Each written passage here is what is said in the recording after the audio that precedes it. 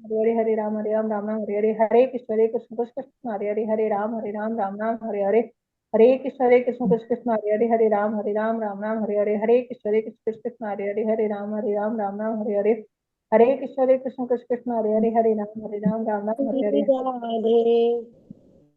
हरे कृष्ण। आप सभी भक्तजनों का स्वागत है आज के सत्र में। सत्र का शुभारंभ हम पहले जगत गुरु श्री प्रभुपाद जी की आज की कोट के साथ करेंगे। आज है 6 मई। आप लोग चाहें तो माता जी के साथ रहते हुए म्यूट रहकर पढ़ सकते हैं। हरे कृष्ण माता जी, पंचांग प्रणाम। हरे कृष्ण माता जी, पंचांग प्रणाम। हरे कृष्ण सभी भक्तों को, सबको पंचांग प्रणाम। जगत गुरु श्रील प्रभुपाद की जय। 6 मई। प्रत्येक शिष्य को भगवान श्री कृष्ण की किसी न किसी सेवा में व्यस्त रहना चाहिए। हमें अपने मन को खाली नहीं रखना चाहिए, और यदि मन सदैव भगवान श्री कृष्ण की सेवाओं में व्यस्त रहेगा तो इस बात की कोई संभावना नहीं रहेगी कि माया हमारे मन में आए और बलपूर्वक अपना प्रभाव हमारे ऊपर डाले। मुकुंद को पत्र, 6 मई 1968। श्रीला प्रभुपाद की जय। हरे कृष्ण। धन्यवाद माता जी। अभी हम श्रीमद् भगवत गीता यथारूप करेंगे। अध्याय 10, श्लोक नंबर 41। भगवान का ऐश्वर्य, या फिर इसका नाम है विभूति योग। श्लोक नंबर 41। यद्यद्विभूतिमत्सत्त्वं श्रीमधुरजितमेव वा तत्तदेवावगच्छत्वं मम तेजोक्त्यसम्भवम्।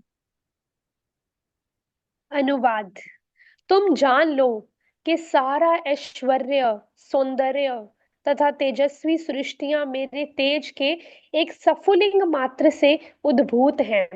तात्पर्य श्रील प्रभुपाद द्वारा। प्रभुपाद की जय।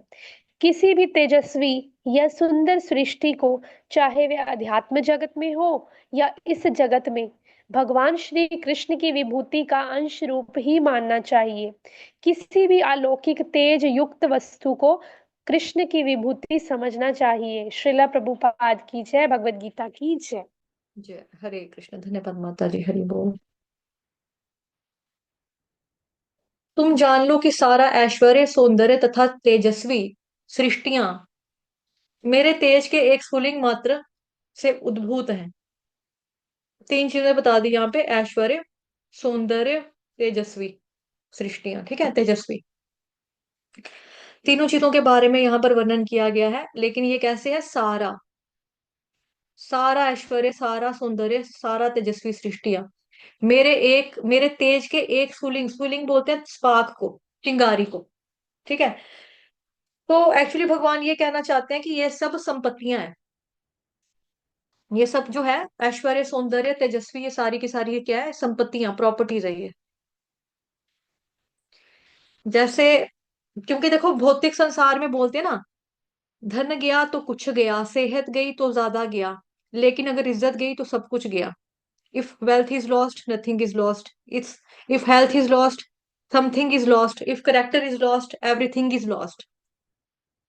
तो ये सब मनुष्य की संपत्तियां हैं, ऐश्वर्य, सौंदर्य और तेज, तीनों हमारी संपत्तियां हैं। अब लास्ट श्लोक में भगवान ने बोला कि मेरी विभूतियों का अंत नहीं है, मतलब जो हमने कल पढ़ा था, है ना, कि मेरी भी हे परंतप, तुमको मैं कितनी विभूतियां बताऊं, मेरी तो विभूतियों का कोई अंत नहीं है। और जो भी अभी तक मैंने आपको अर्जुन बताया, वो सारा का सारा क्या, हिंट मात्र है, सैंपल है, सिर्फ ट्रेलर टाइप है।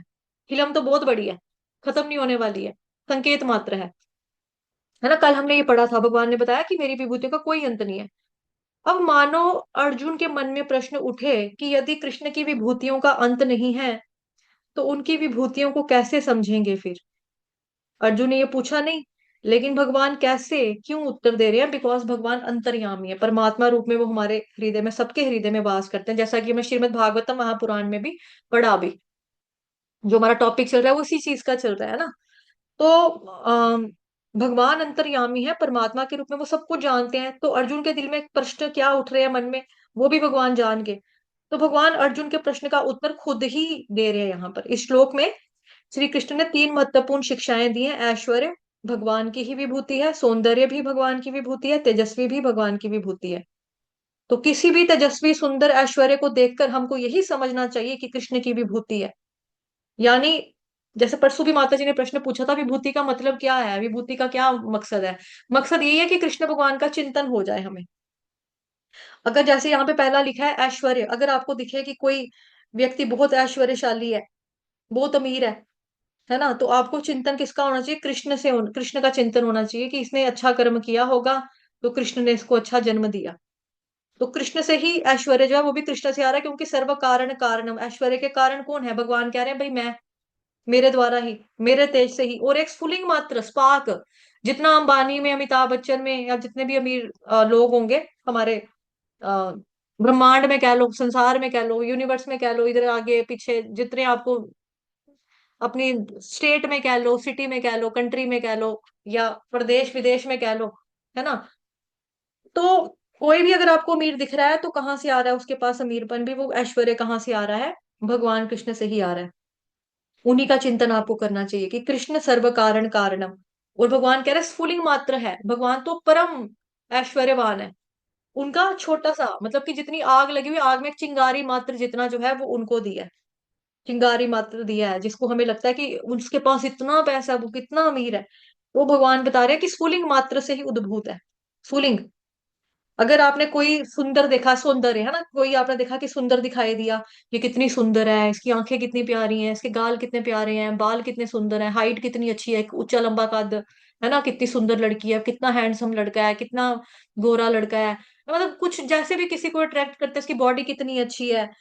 सुंदर भी अगर हमें कोई दिखे जगत में, तो उसको हमें, उसमें भी हमें उस व्यक्ति को सुंदर देखते हो, ना देखते हो, मतलब हमें क्या करना है कि कृष्ण की सुंदरता को ध्यान में लाना है कि कृष्ण भगवान कितने सुंदर हैं, कि भगवान ने इतना सुंदर इंसान बना दिया, है ना, भगवान ने इतना सुंदर इंसान बनाया कि इतना सुंदर।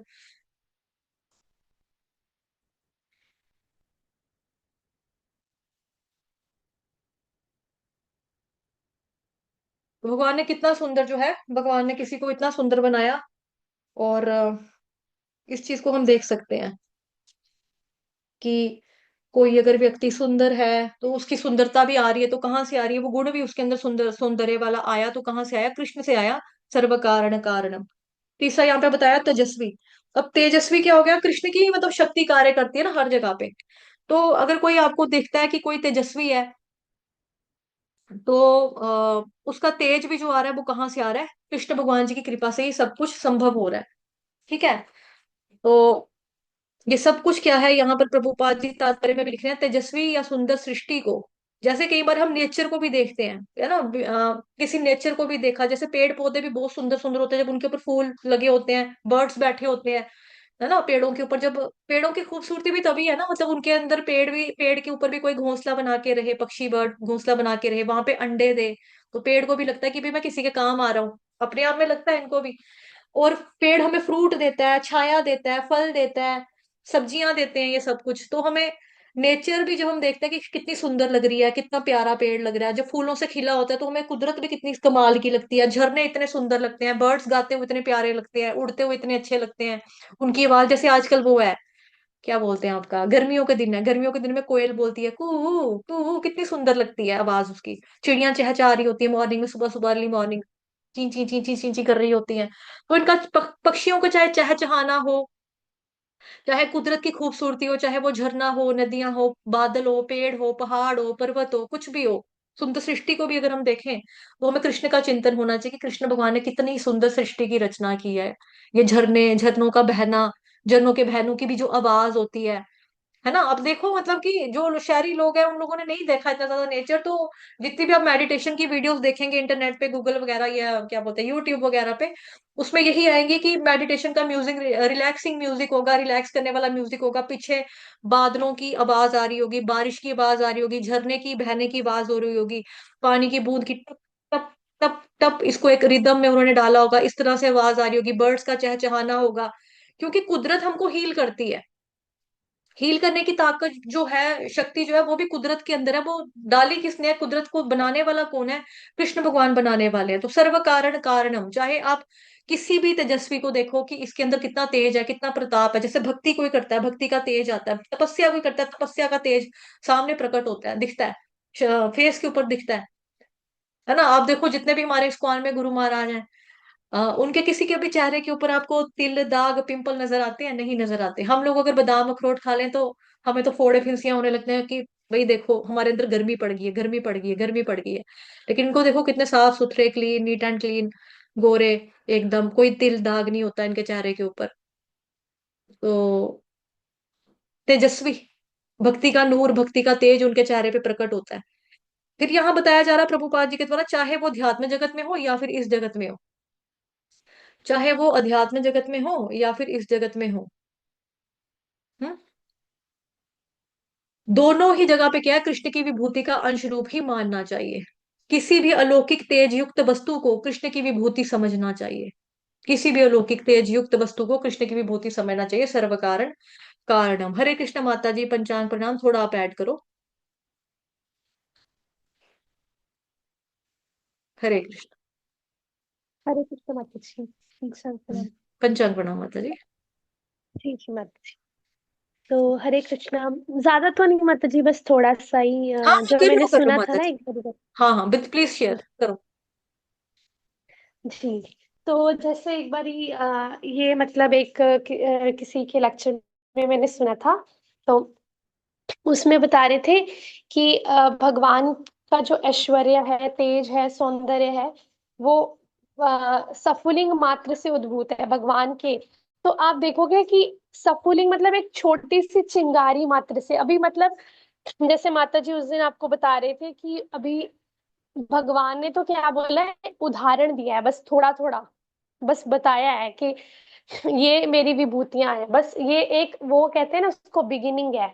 बट अदरवाइज भगवान ने तो प्रॉपर एक्सप्लेन भी नहीं किया। मतलब जितना भी सृष्टि में आप देखोगे कुछ भी है, वो आपको उस सब चीज से ही भगवान की याद आनी चाहिए। मतलब वो बोल रहे थे कि लेक्चर में कि जरूरी नहीं है कि भगवान ने जो जो चीजें 10th चैप्टर में बताई हैं ना, कि ये मेरी विभूतियां हैं, बस वही उन्हीं को देख के आपको भगवान की याद आनी चाहिए। जैसे मान लो भगवान कहते हैं कि जो जल है उसमें, मतलब उसमें मैं मगर हूँ।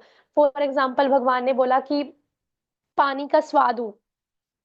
तो ये नहीं कि आपको बस पानी का स्वाद बस वही भगवान है, बाकी जो चीजें हैं, जैसे आप कोई भी प्रसादम ग्रहण करते हो तो उसमें भगवान को आप नहीं महसूस करो, नहीं। क्योंकि भगवान ने वो सिर्फ एक एग्जाम्पल देने के लिए, उदाहरण देने के लिए यूज किया है, अदरवाइज तो सब कुछ भगवान है। तो वो लेक्चर में बता रहे थे कि हम कभी कभी देखते हैं कि जो ब्रह्म ज्योति पे ध्यान लगाते हैं, जो निराकारवादी होते हैं, तो किसी ने ये क्वेश्चन पूछा था उनसे कि हम देखते हैं कि वो कृष्ण का नाम जप नहीं कर रहे होते हैं ना, वो निराकारवाद में ध्यान लगा रहे होते हैं। तो किसी का ये क्वेश्चन था कि वो निराकारवाद पे ध्यान लगा रहे हैं व्यक्ति ऐसे ऐसे करके, लेकिन उनके मैंने चेहरे पे, जब बाबा जी के चेहरे पे मैंने देखा ना नूर, वो जो ग्लो था ना, वो मतलब उसको देख के ही कोई मोहित हो जाए, उसको हिप्नोटाइज हो जाए देख के, ऐसा वाला ग्लो होता है। ठीक है, जो इतने इतने टाइम समाधि लगाते हैं। लेकिन उन्होंने बोला कि वो तो कृष्ण का नाम जप नहीं करते, वो तो कृष्ण का ध्यान नहीं करते, तो वो कृष्ण की विभूति थोड़ी हुआ। वो तो जिस बाबा जी का नाम जप कर रहे हैं, जिसके ऊपर ध्यान लगा रहे हैं ज्योति के ऊपर, उनका नूर हुआ। तो फिर उन्होंने लेक्चर में बोला कि मतलब चाहे वो ये जो 3 स्टेजेस है, निराकार, पर ब्रह्म, परमात्मा, भगवान वाली, तो वो तो भगवान की ही स्टेजेस है ना, भगवान पे, भगवान के पास जाने का ही रास्ता है ना। और वो ब्रह्म ज्योति जो है, मतलब कि जो भगवान कृष्ण के अंग की ही कांति मात्र है। ठीक है, वो क्या है, वो स्टार्टिंग स्टेज है। तो जो आप देखते हो, ये जो मेडिटेशन करते हैं, ध्यान लगाते हैं, समाधि लगाते हैं, या जिन भी आप बाबा जी से मिले, उन्होंने रिप्लाई में बोला कि उनके चेहरे पे जो भी आपको नूर दिखा, ग्लो दिखा, वो कहाँ से आया है, वो कृष्ण से ही आया है। क्योंकि कृष्ण क्या बोलते हैं कि ये जो तेजस्वी है, मतलब भगवान ने बोला ना, ऐश्वर्य, सौंदर्य, तेजस्वी सृष्टियां सारे मेरे तेज के एक सफुलिंग मात्र से, केवल सफुलिंग मात्र से ही उद्भूत है। तो इवन के जब हम किसी को तो उन्होंने बोला, जब हम किसी को संसार में सुंदर भी देखते हैं ना, फॉर एग्जाम्पल हम रास्ते पे चल रहे हैं, तो मान लो किसी लड़की को या किसी लड़के को देखते हैं, अरे वाह कितनी सुंदर लड़की है, तो हम सोचते हैं अरे कितना सुंदर है, मतलब इससे तो मुझे प्यार हो जाना चाहिए, है ना। मतलब प्यार ही हो गया, वो लव एट फर्स्ट साइट ही हो गया। तो उन्होंने बोला कि उसको उससे प्यार होने के, लड़की या लड़के के इसके साथ प्यार होने से पहले, लव एट फर्स्ट साइट होने से पहले हमें कृष्ण से लव एट फर्स्ट साइट होना चाहिए।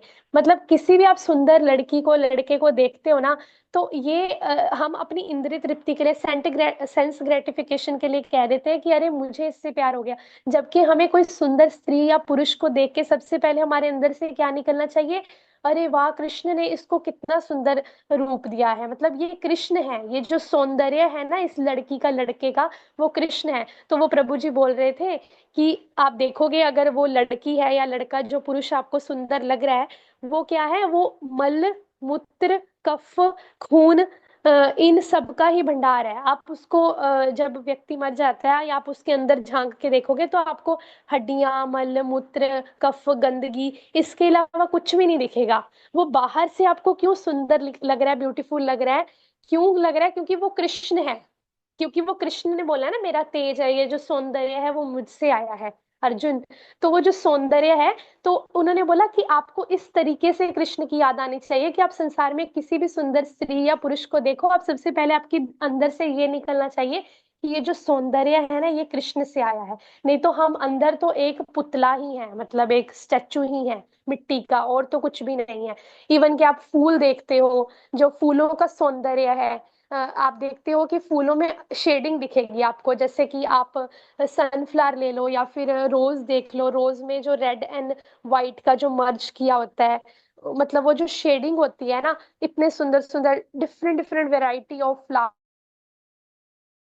फ्लावर्स होते हैं। तो वो जो सब सौंदर्य है, फूलों का हो गया, पेड़ों का हो गया, पत्तियों का हो गया, पत्तियां देखोगे आप कितनी डिजाइनदार पत्तियां होती है। जैसे हमारे घर में पपीते का पेड़ लगा है, तो पपीते का जो हमारा पेड़ है, उसमें उसके जो पत्ते हैं ना, पत्ते बड़े सुंदर हैं उसके, मतलब तीन चार पत्ते निकल रहे हैं। उन तीन, एक पत्ते में से तीन चार पत्ते निकल रहे हैं, और वो सारे पत्ते इतने डिजाइनदार है, जिग जैग शेप में है। तो वो जो सारा सौंदर्य आया है, वो कहाँ से आ रहा है? वो कृष्ण से आ रहा है। कृष्ण ने ही वो क्रिएटिविटी की है। मतलब कृष्ण जो है, वो कहते हैं वो बेस्ट आर्टिस्ट है। तो हम संसार में कोई भी सुंदर वस्तु को, चीज को देखेंगे, पेड़ हो गए, पत्ते हो गए, झरने हो गए, पहाड़ियां हो गई, तो हमें क्या निकलना चाहिए? अरे ये तो कृष्ण ने बनाया है, कृष्ण कितने क्रिएटिव हैं। कोई इवन के जब आप बादलों को देखते हो, जब बादल आ जाते हैं, रेनबो आ जाते हैं, तो भी आपके अंदर से क्या निकलना चाहिए? अरे वाह, कृष्ण कितने क्रिएटिव है, कृष्ण तो, आप तो बड़े सुंदर आर्टिस्ट हो कृष्ण। ठीक है, तो ये हमारे अंदर से निकलना चाहिए। तो और जो ऐश्वर्य है, इवन कि जैसे आप किसी के पास देखते हो कि बहुत धन धान्य है, बहुत संपत्ति है, तो हमारे मन में क्या आता है? हमारे मन में सबसे पहले क्या आता है? तो प्रभु जी बोल रहे थे, हमारे मन में आता है कि वाह, ये व्यक्ति कितना हार्ड वर्किंग है ना, इसने कितना मतलब धन धान्य इकट्ठा किया है, ये तो बहुत अमीर है, बहुत रिच है ना। हमें तो इससे एग्जाम्पल लेनी चाहिए। लेकिन हम ये भूल जाते हैं कि वो जो ऐश्वर्य है, वो जो प्रोस्पेरिटी है, वो भी कृष्ण से आ रही है ना। तो हमें सबसे पहले हमारे मन में क्या आना चाहिए कि ये कृष्ण का है, ये सब एवरीथिंग बिलोंग्स टू कृष्णा। मतलब उन्होंने बोला कि विभूति योग में जो जो बताया है वो तो एक उदाहरण मात्र है, बट उसके अलावा जो कुछ भी हम संसार में देखते हैं, एनीथिंग, चाहे हम खुद भी हो गए, हमारी मतलब जो सांस है वो भी एक हमारी अपनी नहीं है, हमारी जो बॉडी है that is also given by Krishna ना। तो हमें हर एक वस्तु को, हर एक सुंदर चीज को देख के, हर एक ऐश्वर्य भरी चीज को देख के, तेज को देख के, जहां जहां आपको तेज दिखता है, चाहे वो सूर्य का तेज प्रकाश हो गया, चंद्रमा का तेज प्रकाश हो गया, तारों का हो गया, आसमान में से हो गया, या कोई व्यक्ति का सौंदर्य हो गया, तो हमें हर एक, every each and every single चीज को देख के हमें कृष्ण का जो है रिमाइंडर, चिंतन जो है होना चाहिए। तो उससे क्या होगा, हम जो इजीली जो है ना भक्ति करते वक्त, इवन के जब हम माला नहीं भी कर रहे, हम रास्ते में चल भी रहे हैं, तो भी हमारे चिंतन में जो है वो कृष्ण ही रहेंगे। तो हरे कृष्ण माता जी, पंचांग प्रणाम। सॉरी, थोड़ा लंबा कर दिया। नहीं नहीं, इट्स ओके। वाञ्छाकल्पतरुभ्यश्च कृपा सिन्धुभयेव च पतितानां पावनेभ्यो वैष्णवेभ्यो नमो नमः। अनंत कोटि वैष्णव वृंद की जय। जगत गुरु श्रील प्रभुपाद की जय। श्री कृष्ण चंद्र भगवान की जय। ग्रंथराज श्रीमद् भागवतम महापुराण की जय। श्रीमद् भगवद गीता यथारूप की जय। आज के अनंत की जय। आप सभी भक्तों की जय। शाम को मिलेंगे 4:15 बजे भागवतम महापुराण की कक्षा में। तो अभी मेरा एग्जाम भी आने वाला है, मंडे को और वेंसडे को मेरा एग्जाम भी है, तो फिर छुट्टी तो वैसे नहीं होगा कुछ ऐसा सच, लेकिन अगर कुछ हुआ ऐसा तो मैं आपको इन्फॉर्म कर दूंगी, ठीक है। मंडे को एग्जाम है मेरा भक्ति वैभव का, और वेंसडे को भी है, 2 एग्जाम है मेरे, ठीक है। धन्यवाद।